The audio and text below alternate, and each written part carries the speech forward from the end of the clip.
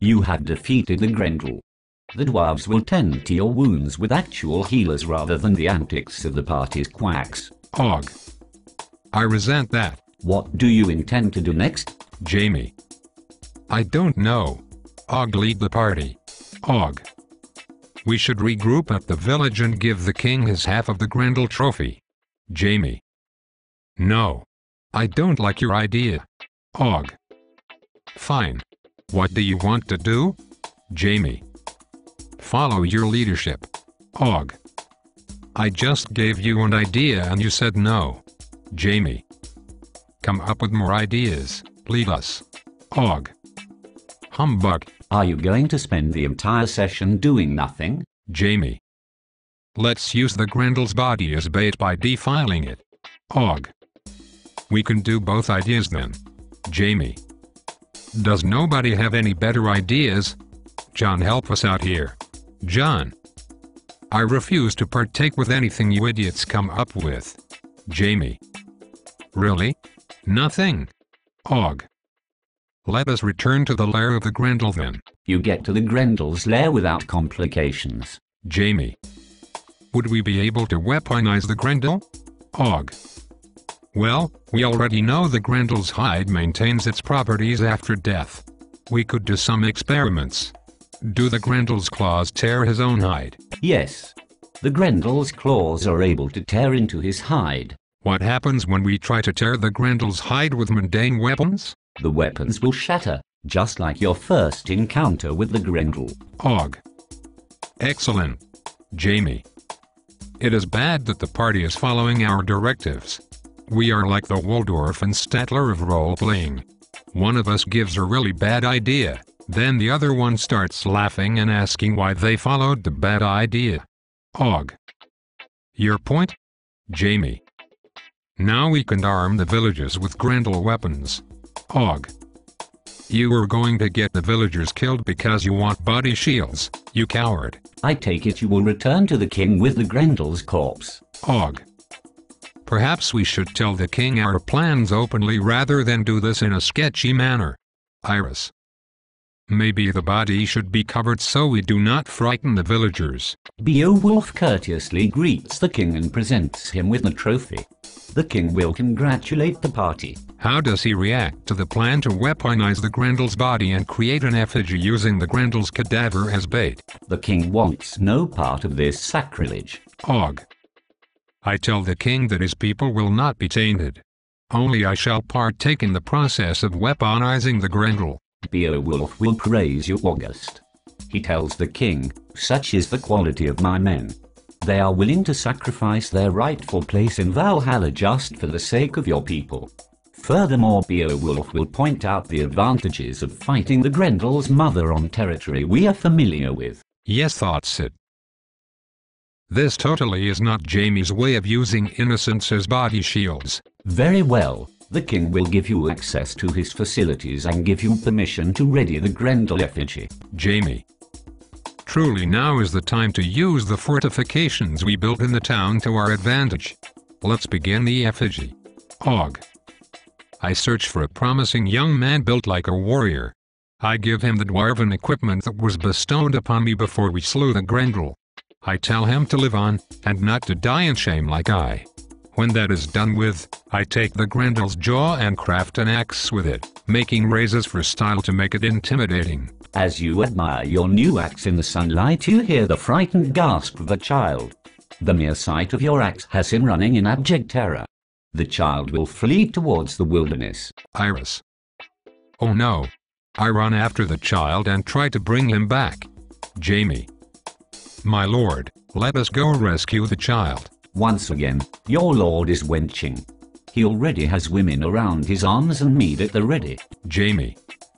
Wenches, come with us as we run into the wilderness. The wenches will refuse. But our lord needs entertainment. The wenches say they can entertain him when he returns. Beowulf will charge off into the wilderness. Jamie. Oh boy. Beowulf manages to outrun both of you. But he was in the middle of wenching, so he is running half naked and howling like a madman. He will actually continue to terrify the child, who flees with greater speed. Jamie. Oh no. Iris. Are we catching up with the child? No. The deeper into the wilderness you run, the harder it is to keep up with him. It is easy for the small child to weave through the twisted roots and other features of the wilds, but not for you. Og. Clearly you should shoot the child. Iris. Why aren't you helping? Og. I am busy continuing to admire my beautiful terror axe at the village. You guys got this. Iris. Just stop scaring kids. You will lose sight of the child very suddenly. In his fear, he ran off the cliffside without realizing it. Jamie. Lord Beowulf, be careful, there is a cliff. Your warning falls on deaf ears, as Lord Beowulf runs off the cliff. Fortunately, Beowulf will roll to eliminate much of the kinetic energy of his drop and land gracefully. Iris. We will climb down the cliff carefully. You see the child lying motionless. Jamie, you may roll for diagnosis. Jamie. Good thing I rolled like ass in this totally uncrucial roll. Based on your roll, you think the child is dead. Jamie. My lord. The child is dead. Iris. What? He is not breathing? Based on your abysmal perception roll, you fail to notice any breathing. Beowulf will immediately call for the child's burial upon hearing Jamie's proclamation. Jamie. Good idea, my lord. Beowulf will build a grave by burying the kid in rocks. Once that is complete, he climbs out of the cliff. I assume you follow him. Yes. When you get out of the cliff, I want you all to roll perception. Okay. You will hear a faint whimpering and crying. Beowulf will saunter back to the village. Jamie. It must be the spirit of the child. Poor kid. Iris. No, I'm checking the child again. Og. Metagame alert. Jamie. Why are you desecrating the kid's grave? He's clearly dead. Iris. I want to pull his eyelids open. Jamie. What are you doing? Iris. He was crying for help. Jamie. No, he's dead. Roll perception again. Iris. I uncover him. What do I see? You find a child whose body has been mangled. Beowulf buried the kid with some massive rocks to ensure that scavengers would not get to the body. We must return the child to the village for treatment. Beowulf seems intrigued that you have returned with the child. We tell Lord Beowulf we must treat the child and bring him to the old crone of the village. Due to the extensive structural damage to the child's skeleton, the old crone reluctantly whispers that he is essentially dead. Oh well, we tried. Beowulf will explode in his wits roll. He tells the crone that if he uses sticks to hold the child's limbs in place and ensure that he holds still, the body will heal in time. Iris.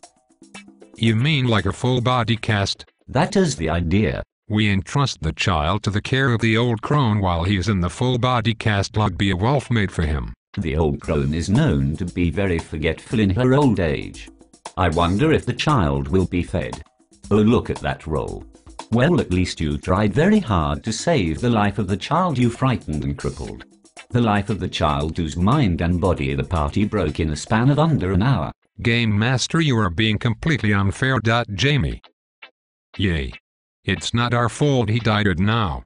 Guilt averted. The king is deeply moved by the profound compassion Lord Beowulf displayed in his efforts to save the child's life. He wishes to speak seriously now. In light of everything you have done for his people and since both his sons are dead, he wishes to make Beowulf his rightful heir.